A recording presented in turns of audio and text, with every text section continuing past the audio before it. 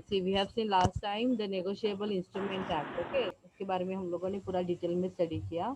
And today we have to start with the BIS. And here in this point we have to study all this about the Basel process. Okay, लेकिन ये कैसा text book में ये I am noticing कि बहुत ज़्यादा detailing में उन्होंने दिया हुआ है. So today what we're going to do here, we will go as per the Google, like whatever, what you can say, information they have given it in a shortcut way, that we will going to see, so that it will be easy for you to understand also. तो basically क्या पढ़ना है, what is BIS. BIS के अंदर हम लोग को बैसल प्रोसेस के बारे में पढ़ना है. देन व्हाट इज बैसल 1, एंड देन बैसल 2, एंड देन अगेन द बैसल 3. ठीक है, बैसल 3 के बारे में भी पढ़ना है. So today it is totally on the BI. So first we have to understand the introduction, और जैसे थोड़ा introduction हो जाएगा what exactly the Basel we will come to know, then we will go on the Google side and there we will going to see like what they have given. Okay, so BIS. So BIS, basically the full form of BIS is Bank for International Settlement. Okay, तो इतना आप लोग समझ लो कि today whatever we will going to see in this BIS and the Basel, it will be all about the international banking. Okay, so it was this Bank for International Settlement was established on 17 May 1930 and is the world's oldest international financial organization. सबसे पुरानी वाले financial organisation है BIS, bank for international settlement. The BIS has 60 member central banks representing countries from around the world that together make up about 95% of world GDP. ठीक है, क्या समझा आपको कि एक तो है कि BIS मतलब it is basically for the international settlement, सबसे ओल्डेस्ट फाइनेंशियल इंस्टीट्यूशन में ये आता है. और वहाँ पे 60 सेंट्रल बैंक के मतलब ऑलमोस्ट 60 कंट्रीज उसके साथ टाई अप किया हुआ है. Then again all these 60 countries can together will going to see the almost 95% of the world GDP. Okay, and the head office is in the Basel, which is in the Switzerland. Switzerland में ये जो BIS है, bank for international settlement, इनका जो head office है it is in the Switzerland. Switzerland के जगह पे एक सिटी का नाम है बैसल, यहाँ पे वो है. ठीक है, यहाँ पे ये इंस्टीट्यूट रहेगा. And there are two representative offices in the Hong Kong Special Administrative Region of the People's Republic of China and in Mexico City. ठीक है, ये बेसिकली उसके जो दो रिप्रेजेंटेटिव ऑफिसेस है वो है एक Hong Kong special administrative region of the People's Republic of China, ये वाला एक है, एंड इन मैक्सिको सिटी. ठीक है, the mission of the BIS is to serve central banks in their pursuit of monetary and financial stability, to foster international cooperation in those area and to act as a bank for central banks. देखो, central bank के ऊपर भी एक bank है. अभी यहाँ पे उन्होंने बेसिकली क्या कहा है कि ऑब्जेक्टिव क्या है BIS का, ये जो बैंक फॉर इंटरनेशनल सेटलमेंट है, इनका मेन ऑब्जेक्टिव क्या है उनका mission, to serve the central bank in the pursuit of monetary and financial stability. Though we always say that each and every country's central bank is looking for economic stability and the financial stability over there and the monetary stability, तो उनको मतलब central bank को भी stable करने के लिए वहाँ पे जो उनका हेड है that will be the bank for international settlement. ये बेसिकली सारे सेंट्रल बैंक्स को गाइडेंस देती है that how to be monetary wise and the financially stable, to foster international cooperation in those areas and to act as a bank of central bank. मतलब यहाँ पे उन्होंने कहा क्या कहा है कि अगर सपोज इंडिया RBI है, okay, RBI the central bank of India, और अगर RBI को कुछ डिफिकल्टीज आता है like regarding monetary and financial stability, so here international cooperation will be with the RBI. It means through this bank for international settlement, those who are the other central bank who are in connection with this institution, तो वो उनको वहाँ पे support करेंगे. Okay, so they are basically acting as a bank for central bank. In broad outline the BIS pursue its mission by, मतलब वो कैसे generally जो भी उसका ऑब्जेक्टिव है कि सारे सेंट्रल बैंक जो भी उसके साथ कोलैबोरेट हुए हैं, तो सारे सेंट्रल बैंक को कैसे फाइनेंशियल एंड मॉनिटरी स्टेबिलिटी लेके आ सकते हैं. उन्होंने कुछ अपना एक मतलब कैसे वो आगे बढ़ेंगे, how they will going to come with that objective. First one year, fostering discussion and facilitating collaboration among the central bank here. Discuss करेंगे अगर किसी बैंक का कोई इशू है, और उस बैंक को अगर किसी बैंक का इशू है तो उसको दूसरे बैंक के थ्रू हेल्प करके देंगे. The supporting dialogues with other authorities that are responsible for promoting financial stability also. See, sometimes what happen, even the government is controlling over the central bank, they are not allowing them to do certain things. So उस time पे the central bank can approach to BIS and ask them like this kind of a difficulties we are facing, and so like on that basis, on the favor of that particular central bank, the BIS will going to talk to the government and they will going to ask them that um, like we just give them the permission to have this kind of a scheme or whatever it is, so that we will going to have the financial stability. It means यहाँ पे क्या रहता है कि जैसे this BIS, this Bank for International Settlement, it is basically the head of other central bank. तो अगर central bank को कुछ डिफिकल्टी है, किसी के वजह से वो प्रॉब्लम में है, तो वो वहां पे जाके उनको समझाएंगे कि ऐसा मत करो करके, like supporting dialogues. Okay. Then carrying out research and the policy analysis on issues of relevance for monetary and financial stability. Even this Bank for International Settlement, they are conducting the various research activity. They are like whatever policy is being implemented, they are going to analyze those policy, and they will going to see that whether those policy is really suitable for the monetary or financial stability or not. If they are not, then what exactly the different action can be taken by the central bank. तो उससे related वो लोग जो भी research करते हैं वो उसको पब्लिश किया जाता है. Okay. Then acting as a prime counter party for central bank in their financial transaction. मतलब जो भी फाइनेंशियल ट्रांजैक्शन होता है तो उसके अंदर वो भी एक मतलब they are acting as an agent, कि वो हेल्प करते हैं सेंट्रल बैंक के बीच में. अगर कुछ फाइनेंशियल ट्रांजैक्शन होता है तो सेंट्रल बैंक मतलब आरबीआई का रहेगा या फिर चाइना का जो रहेगा, उन उन दोनों के बीच में अगर कोई ट्रांजैक्शन होता है तो उसके अंदर भी यहाँ पे BIS will be acting as an agent. And then next year, serving as an agent or trustee in connection with the international financial corporation. Yes, same here again, like they are acting as a trustee. मतलब उसके through, जैसे देखो central bank हमारे लिए head है सारे banks के लिए. तो जो भी बैंक्स बैंक्स में जो मतलब जो जो कमर्शियल बैंक्स में ट्रांजैक्शन होता है तो उनके लिए काउंटर पार्टी कौन रहता है, आरबीआई रहता है. तो सेम थिंग यार, सारे सेंट्रल बैंक के लिए जो काउंटर पार्ट रहता है that will be the bank for international settlement. ठीक है. तो अभी आपको क्या समझा स्टूडेंट, BIS बेसिकली क्या है. बैसल के बारे में हम लोग आगे बढ़ेंगे. What do mean by the BIS then, BIS का क्या मेन रोल है, क्या समझा आपको, टेल मी. जो समझा. आरबीआई को सपोर्ट करना. Okay. Is it only for the RBI और सारे कंट्रीज के सेंट्रल बैंक. सारे कंट्री. हाँ, सारे कंट्रीज के सेंट्रल बैंक. ठीक है, वेरी गुड.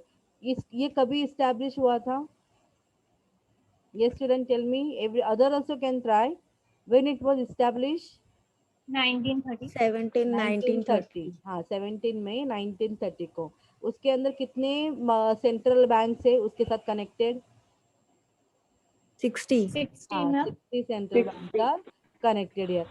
और इनका मेन टारगेट क्या है, किसके ऊपर फोकस करना है उनको, मतलब क्या चीज, उनका मिशन क्या है एग्जैक्टली.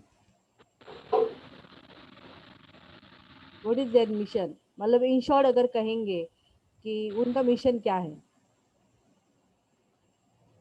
बताओ. मैम इंटरनेशनल फंड्स को मैनेज करना। हाँ, इंटरनेशनल फंड्स को मैनेज करना. Very good. और इंटरनेशनल फंड्स को मैनेज करते करते अगर किसी सेंट्रल बैंक के लिए उनका क्या ऑब्जेक्टिव, चलो वो बता. इंटरनेशनल फंड को मैनेज करना, yes it is their first mission. Second और बता मुझे कि सेंट्रल बैंक के लिए उनका क्या रोल रहता है, वो सेंट्रल बैंक में क्या क्रिएट करना चाहते हैं.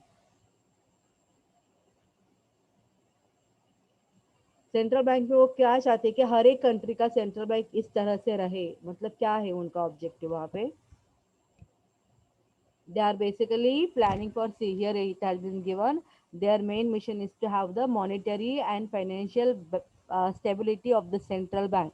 So जो भी central bank रहेगा उनको monetary and the financial stability हो, ये उनका objective है. अभी मुझे बताओ, ये जो BIS है, बैंक फॉर इंटरनेशनल सेटलमेंट है, ये कौन से, उसका जो हेड ऑफिस है वो कौन से कंट्री में है, और उस कंट्री, पहले बताओ कौन सी कंट्री में, ये बताओ मुझे.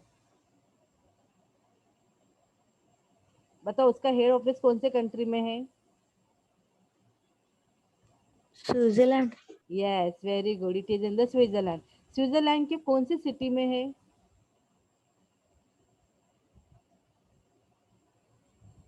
बताओ। स्विट्जरलैंड है, स्विट्जरलैंड की कौन सी सिटी में, कौन सी जगह पे है उसका हेड ऑफिस?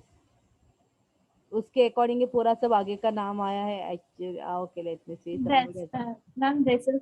बैसल, yes yes, it was in the Basel. हाँ ठीक है, तो ये जो भी है ना, बैसल 1, बैसल 2, बैसल 3, तो हम लोग को लगता है कि यार ये कोई पॉलिसी का नाम वगैरह रहेगा, बट इट इज बेसिकली ये नाम कहाँ से आया है? Because that bank for international settlement, उसका जो हेड ऑफिस है it is in the Switzerland, in Switzerland के बेसल सिटी में है करके। Okay, so therefore this name is being given to them. Okay, now what is Basel process? A Basel process refers to the role of the BIS in, देखो role of the BIS मतलब bank for international settlement.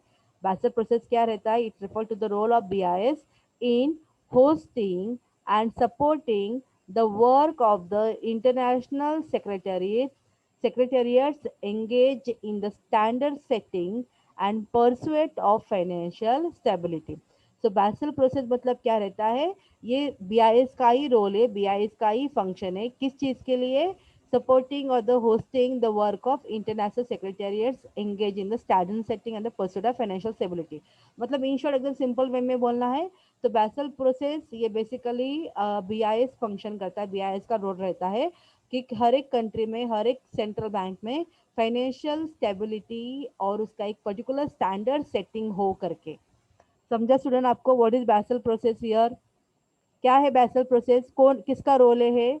This is the role of bank for international settlement. ठीक है, इस role में क्या करती है bank for international settlement? They are basically hosting and the supporting the international secretariats, मतलब क्या बोल सकते हैं हम लोग? They are basically hosting and the supporting the work of central bank in the standard setting and the pursuit of financial stability। मतलब एक तो हर एक सेंट्रल बैंक में एक पर्टिकुलर स्टैंडर्ड होना चाहिए और उनका एक फाइनेंशियल स्टेबिलिटी होना चाहिए। ये बेसिकली बीआईएस का रोल रहता है बैसल प्रोसेस में, और उसके लिए वो सपोर्ट करता है और होस्ट करता है इंटरनेशनल सेक्रेटेरिएट्स को। समझा स्टूडेंट आपको बैसल प्रोसेस क्या है करके? यस और no? Yes ma'am. Yes, ma'am. Next say co-location. See, co-location at the BIS facilitate communication and collaboration among these groups as well as their interaction with the central bank. Interaction with the central bank governors and other senior officials in the context of the BIS regular meeting program। मतलब यहाँ पे basically क्या बात किया जाता है? जो meeting मतलब कम्युनिकेशन करेंगे। बीआईएस क्या करता है कि जो भी सेंट्रल बैंक से, उससे रिलेटेड जो भी सेंट्रल बैंक के गवर्नर से या फिर जो भी सीनियर ऑफिशियल से उनका मीटिंग कंडक्ट करते हैं, उसके बारे then they are discussing on the issues and all, ये सब बातें वहाँ पे बीआईएस प्रोसेस में बेसिकली की जाती है। मतलब देखो उनका ऑब्जेक्टिव तो क्लियर है कि स्टैंडर्ड सेटिंग करना है, फाइनेंशियल स्टेबिलिटी लेके आना है। तो वो सब करने के लिए क्या, तो obviously first thing is that they need to talk to all the central bank governors, they need to talk to all their central bank senior official and for the reason कि वो मीटिंग कंडक्ट करें so that वहाँ पे जो भी हम लोग standard setting करना चाहते हैं, फाइनेंशियल स्टेबिलिटी लेके आना चाहते हैं सेंट्रल बैंक में, वो कंप्लीट हो करके। The BIS also supports the work of this committee and the association with its expertise in economic research and its practical experience in banking. Yes, exactly. Because as they are conducting the meeting with the senior officials and they are having a lot of experience, like in what country, what kind of a scheme will going to motivate the will going to create the financial stability. तो जो भी expertise है उस particular areas में, उसके वो particular sector में, तो उनका point of view वहाँ पे consider किया जाता है और उनको support किया जाता है कि okay you do more research on this thing and come out with the solution like how to maintain the certain financial stability and the standard of the central bank. तो रिसर्च वर्क को भी वो लोग support करेंगे। The outcomes of the Basel process are visible to the public in the form of committee reports that analyze specific topics and as regard the work of the standard setting committees in the form of internationally agreed standard। तो उन्होंने क्या कहा है कि बैसल process सच्ची में कितना एक्टिव है वो हमें कैसे पता चलेगा? तो that we will come to know कि ये जो कमेटी रहता है, ये जो इंटरनेशनल सेक्रेटेरिएट्स का कमेटी रहता है जहाँ पे सेंट्रल हर एक सेंट्रल बैंक के गवर्नर रहते हैं, एक्सपर्ट्स रहते हैं, सीनियर ऑफिशियल रहते हैं, सो वो लोग एग्जैक्टली वहाँ पे काम कर रहे हैं नहीं कर रहे, how we will come to know that, we will come to know by looking at the different committee reports. ठीक है, उनका जो कमिटी रिपोर्ट्स रहता है, उन्होंने अलग अलग टॉपिक के ऊपर कुछ रिसर्च किया है, उसके वो पब्लिश होता है। So there we will come to know कि yes they are actually acting. और दूसरी बात क्या होती है कि इंटरनेशनल ट्रेडिंग करना है या फिर इंटरनेशनल बैंकिंग करना है, तो उसके लिए what are the rules and regulation when this kind of rules and regulation when it is form, तो तभी भी ये सब कैसे होता है। So it is all happening through the Basel process. International banking के लिए क्या रूल्स एंड रेगुलेशन होंगे, वो सब इसी के अंदर, इसी प्रोसेस के अंदर डिसाइड किए जाते हैं। Okay, but it does not substitute for national legislation. मतलब कि उन्होंने क्या कहा है कि ठीक है, ऐसा नहीं रहता है कि चलो ये जो BIS है पूरा इंटरनेशनल के बारे में कंसिडर बात करता है, तो वो अपना ही वहाँ पे पूरी तरह से हुक्म चलाएगा, वैसे नहीं रहता है। सपोज RBI का कुछ अपना लेजिस्लेशन है, अपना खुद खुद का कुछ वहाँ पे रूल्स एंड रेगुलेशन है, कुछ लॉज है, तो उनको वो भी फॉलो करने पड़ते हैं। They have to see that what is the law of the India, and as per that they will going to set up certain rules and regulation for the international banking. They cannot violate the rules and regulation of any other country's legislation। ठीक है, तो उनको वो सब चीज़ों को भी important देना रहता है। So in order to become binding, the agreement reached in Basel have to be approved and implemented at the national level following due regulatory and legislative process in each individual jurisdiction।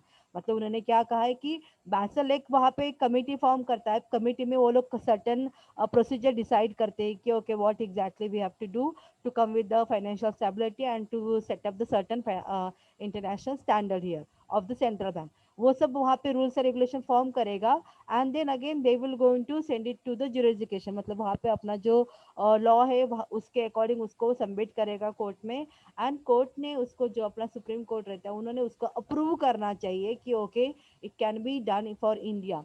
तो उसके बाद में उनका जो भी मतलब agreement हुआ रहता है मीटिंग में, तो उसके अकॉर्डिंग वो लोग इम्प्लीमेंटेशन करना स्टार्ट करते हैं। मतलब ये इतना भी इजी प्रोसेस नहीं रहता है सुनन, कि बस वो अपने हिसाब से सब कुछ चलेगा, वैसा नहीं रहता है। If any of the country feeling that कि नहीं चलो मत, इसके लिए हम लोग कहते हैं ना कि RBI और गवर्नमेंट दोनों ने हमेशा मिलके काम करना चाहिए। जिस कंट्री में दोनों एक दूसरे को समझ के काम करते हैं, वो कंट्री बहुत जल्दी से ग्रोथ एंड डेवलपमेंट में आती है।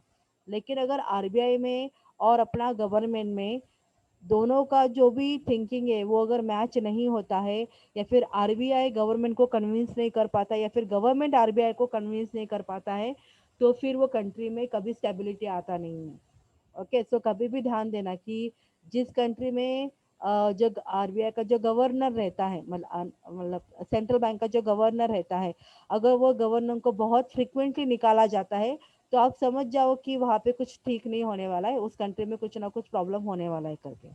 प्रॉब्लम होने वाला है इन द सेंस कोई बॉम्ब ब्लास्ट वगैरह नहीं होने वाला है, प्रॉब्लम होने वाला इट मीन्स फाइनेंशियली वो कंट्री स्टेबल नहीं रह पाएगा, वहाँ पे फाइनेंशियली बहुत ज़्यादा ऑब्स्टिकल आ सकते हैं। ठीक है, now the next one year, the Basel process is based on three key features. In addition to the synergies of co-location mentioned above, these are flexibility and openness in the exchange of information and support from BI's expertise in the field of economics, banking and regulation. ठीक है, उन्होंने कहा है कि उसके basically 3 feature है। पहला तो हम लोगों ने देखा कि को लोकेशन, जो हम लोगों ने उसके बारे में स्टडी किया कि मीटिंग्स वगैरह कंडक्ट रहते हैं, उसके अंदर डिसाइड किया जाता है क्या रूल्स और रेगुलेशन रहता है। उसके बाद में और एक रहता है कि flexibility and openness in the exchange of information. मतलब सारे सेंट्रल बैंक एक दूसरे को अपना अपना इंफॉर्मेशन बता सकते हैं कि हम लोग ऐसा कर रहे हैं, उतना ओपनली उन्होंने वहाँ पे डिस्कस करना चाहिए, और ये बैसल में बेसिकली डिस्कस किया जाता है।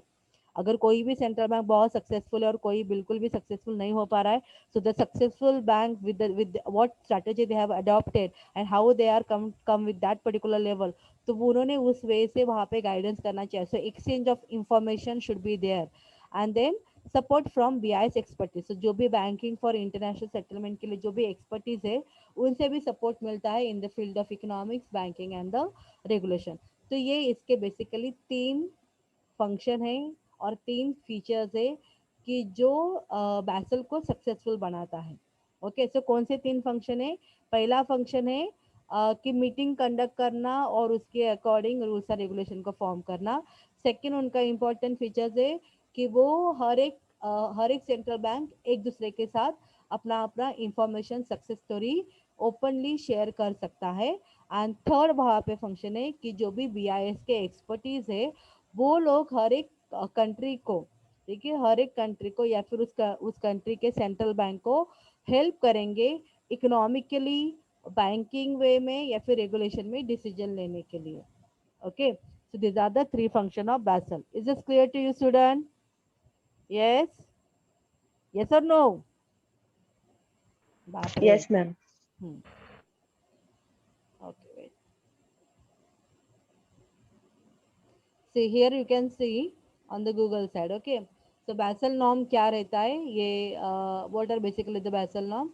The Basel norm or Basel Accord international। हाँ, ये सब सेम है जो हम लोगों ने अभी पढ़ा उसके बारे में ही है।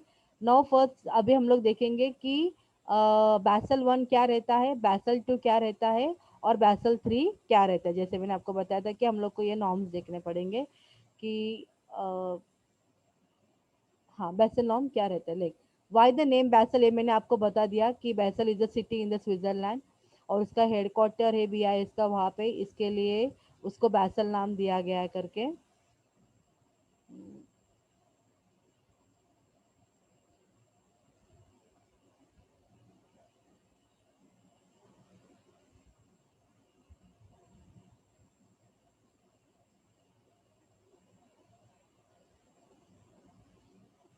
ठीक है, फर्स्ट वी विल सी के what is that word meaning here, Basel norm. Okay, Basel norms और we can say Basel accords are the international banking regulation issued by the Basel Committee on Banking Supervision, banking supervision. मतलब यहाँ पे Basel norms मतलब क्या है, it is basically rules and regulation जो BIS ने setup किया हुआ है हर एक सेंट्रल बैंक के लिए। Okay, the Basel norm is an effort to coordinate banking regulation across the globe with the goal of strengthening the international banking system. हाँ, उसका मेन ऑब्जेक्टिव तो वही है बैसल नॉर्म का कि इंटरनेशनल बैंकिंग सिस्टम थोड़ा वहाँ पे इम्प्रूव हो करके। And it is the set of agreement by the Basel committee of banking supervision which focuses on the risks to banks and the financial system। सो आपको इन शॉर्ट अगर बोलना है कि बैसल नॉर्म क्या रहता है, so Basel norm it is basically rules and regulations which are given by banking for international settlement for the purpose of strengthening the international banking system. इतना है, मतलब बैसल नॉर्म मतलब ये रूल्स और रेगुलेशन है जो बीआईएस ने दिए है। सो बैसल नॉर्म में हम लोग देखते हैं कि पहला जो उन्होंने फॉर्म किया था, सो दैट वाज बैसल one. See, the Basel Committee has issued three set of regulation which are known as Basel 1, Basel 2 and Basel 3। So Basel 1 में क्या है, it was introduced in 1988। it focus मतलब rules and regulation, ना Basel 1 में क्या rules and regulation है वो। So Basel 1 के बारे में little bit information, it was introduced in 1988। it focus almost entirely on the credit risk। Credit risk के बारे में, जैसे हम लोग बोलते हैं ना कि नॉन परफॉर्मिंग एसेट वगैरह क्रिएट होते हैं, तो वो टोटली उसके बारे में अभी फोकस बैसल वन फोकस करता है कि अगर कुछ क्रेडिट रिस्क आता है तो क्या करना चाहिए करके। Okay, credit risk is the possibility of loss resulting from a borrower's failure to repay a loan or meet contractual obligations। Traditionally, it refers to the risk that a lender may not receive the owned principal and interest. जैसे मैंने आपको बोला ना कि bank loan देती है लेकिन whatever principal amount and the interest are expecting वो नहीं मिल पाता है, कोई बोरोवर उसको रीपे नहीं कर पाता है, तो उसको कहा जाता है क्रेडिट रिस्क और हम लोग बोलते हैं उसको नॉन परफॉर्मिंग एसेट करके बैंकिंग स्टेटमेंट के अकॉर्डिंग।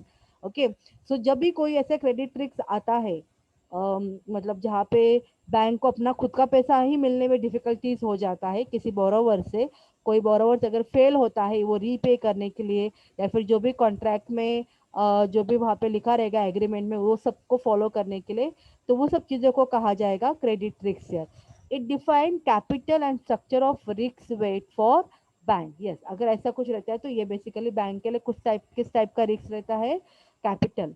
ओके, कैपिटल रिस्क रहता है। The minimum capital requirement was fix eight 8% of risk weight asset। RWA means asset with different risk profile। For example, an asset backed by collateral. Collateral, it means the agreement. An asset backed by collateral would carry lesser risks as compared to personal loans which have no collateral. Then India adopted Basel I guidelines in 1999. So उन्होंने क्या कहा है वहाँ पे कि कितना percentage का credit risk वहाँ पे मतलब मिनिमम कैपिटल रिक्वायरमेंट रहेगा. It will be around 8% of risk weighted asset. हर एक कंट्री के पास अगर नॉन परफॉर्मिंग असेट 8% रहेगा तो उसका मीनिंग ये नहीं कि वो बैंक का लाइसेंस कैंसिल हो जाएगा करके. ठीक है, लेकिन अगर उससे ज़्यादा अगर नॉन परफॉर्मिंग असेट आ गया तो वहाँ पे बैंक के लिए प्रॉब्लम हो जाता है. तो उसके लिए सपोर्टिंग कि वो बैंक का नुकसान ना हो, वो बैंक को किसी सेंट्रल बैंक वहाँ पे अगर बता दिए कि हमारे यहाँ पे ऐसी सिचुएशन बहुत क्रिएट हो रहा है तो उसके लिए क्या स्ट्रेटेजी करना चाहिए. So this all will be given in the बैसल वन. तो आपको ये एक ध्यान में रखो कि बैसल one is basically talking about the credit risk. Okay, now बैसल. और बैसल वन कभी उन्होंने इंट्रोड्यूस किया था 1988 में, लेकिन इंडिया ने उसको कभी यूज अडॉप्ट किया 1999 में. Okay, now Basel II. In 2004, Basel II guidelines were published by BCBS. So again, this is by the this only what we can say BIS. These were the refined and the reformed version of Basel One Accord. मतलब जो भी Basel One के norms थे, जो rules और regulation थे, उसको ही उन्होंने थोड़ा reform किया था, मतलब थोड़ा changes किया था. The guidelines were based on three parameter which the committee called it as a pillar. पहला पैरामीटर था कि capital adequacy requirement. Bank should maintain a minimum capital adequacy requirement of 8% of risk asset. तो ये almost same हो गया कि 8% का risk asset है, यहाँ पे भी कैपिटल एडिक्वेसी के अकॉर्डिंग उतना ही वहाँ पे होना चाहिए. The supervisory review. According to this, banks were needed to develop and use better risk management techniques in monitoring and managing all the three types of risks that a bank faces. Credit, market and operational risk. मतलब उन्होंने कहा है कि वहाँ पे supervise करने के लिए, मॉनिटर करने के लिए आपको प्रॉपर टेक्निक्स वहाँ पे होनी चाहिए कि कभी ऐसा रिस्क ना आए करके. Okay, then the market discipline. This needs increase disclosure requirement. Bank need to mandatorily disclose their CAR, risk exposure etcetera to the central bank. Market discipline मतलब क्या कहा उन्होंने यहाँ पे कि जो भी बैंक है जिसको ये सब डिफिकल्टी फेस हो रहा है कि उनका कैपिटल एडिक्वेसी के अकॉर्डिंग 8% से भी ज़्यादा बढ़ रहा है उनका रिस्क असेट, तो वो सारा इंफॉर्मेशन हर एक कंट्री के बैंक ने सेंट्रल बैंक को देना ही चाहिए. Okay, so that market discipline has to be there. उन्होंने उस क्योंकि क्या हो रहा है देखो, अगर अगर आप लोग अभी का भी सिचुएशन देखोगे तो सडनली कोई बैंक बंद होता जा रहा है, सडनली वो अमालगमेशन हो रहा है करके. तो वो सब क्यों सडनली सडनली नहीं होना चाहिए, आप पहले इन्फॉर्म करो. तो उन्होंने मैंडेटरी किया कि जो भी रिकॉर्ड्स रहेगा वो उनके पास आना चाहिए, सेंट्रल बैंक के पास आना चाहिए हर एक बैंक का, कि उनके पास कितना रिस्क असेट है वगैरह क्या है. अगर वो नहीं आया और बाद में पता चला कि इतना है तो ऑब्वियसली उनका लाइसेंस कैंसिल हो जाएगा. So Basel II norms in India and overseas are yet to be fully implemented through India to follow these norms. मतलब Basel II norm अभी तक इंडिया में अडॉप्ट किया है, लेकिन टोटली नहीं वो उन्होंने अभी तक इसको अडॉप्ट किया है. Okay, no Basel III. In 2010, Basel III guidelines were released. 2004 में Basel II का हुआ था, 2010 में Basel III रिलीज हुआ था. These guidelines were introduced in response to the financial crisis of 2008. 2008 में जो फाइनेंशियल क्राइसिस वर्ल्ड इकोनॉमी में हुए थे तो उसके अकॉर्डिंग उन्होंने Basel III के गाइडलाइंस बनाए थे. A need was felt to further strengthen the system as a bank in the developed economy were undercapitalized, over leveraged and had a greater reliance on short term funding. मतलब उन्होंने यहाँ पे किन चीज़ों को ज़्यादा इंपॉर्टेंट दिया, जो डेवलप इकोनॉमी है, system in the as the bank in the develop economy where. हाँ, मतलब जो डेवलप इकोनॉमी के बैंक अंडर कैपिटलाइज है, ओवर लीवरेज है, और मतलब उनका greater reliance short term funding के ऊपर है, उनके लिए वो ज़्यादा इम्प्रूव करने का उनका टारगेट था. It was also felt that quantity and the quality of capital under Basel II were deemed insufficient to contain any further risks. Okay.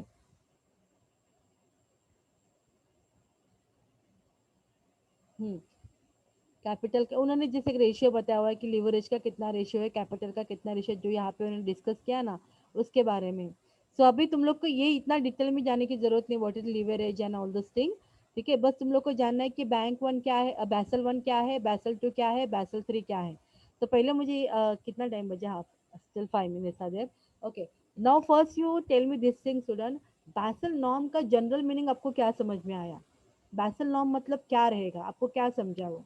एक सिंपल मीनिंग में बताओ मुझे कि मैम बैसल नॉर्म ये है करके। रूल्स एंड रेगुलेशन हाँ, मैम, कि बैंक्स रूल्स को एंड कैसे करना रेगुलेशन चाहिए। किसने बनाया हुआ, किसने बनाया रूल्स एंड रेगुलेशन? बीआईएस ने, है ना, बैंक फॉर इंटरनेशनल सेटलमेंट ने बनाया, ठीक है। ये तो उनके नॉर्म्स क्या है उसके, और उनका ये जो नॉर्म्स बनाने के पीछे उनका सबसे मेन ऑब्जेक्टिव क्या है स्टूडेंट, बताओ। ये सब नॉर्म्स बनाने के पीछे उनका मेन ऑब्जेक्टिव क्या है? To improve the international, what we can say, to improve the international banking system. Yes, ये उनका ऑब्जेक्टिव है। हर एक बैंकिंग, हर एक कंट्री के बैंकिंग सेंट्रल बैंक में मॉनेटरी एंड फाइनेंशियल स्टेबिलिटी होनी चाहिए। यस सर, नो, ये उनका मेन ऑब्जेक्टिव बैसल नॉर्म बनाने के लिए। ओके, ये जो कमिटी था बैसल का, उस कमिटी ने 3 सेट ऑफ रेगुलेशन बना के हो चुके हैं अभी तक। उसका नाम क्या है? उन्होंने अभी तक 3 सेट बनाए रूल्स एंड रेगुलेशन के। तो कौन से ये 3 सेट है? Basel 1, Basel 2, Basel 3। Very good, Basel one, Basel two, Basel three. Basel one India ने कब अडॉप्ट किया? 1999 बैसल में टू इंडिया ने अडॉप्ट, 1998। इन 1988 में तो वो इंट्रोड्यूस किया गया, लेकिन इंट्रोड्यूस हुआ, इंडिया ने अडॉप्ट 1999 हाँ, में। अभी इसमें जो यस फोकस था, जो बैसल वन था वो टोटली किस चीज को फोकस कर रहा था? Credit risk.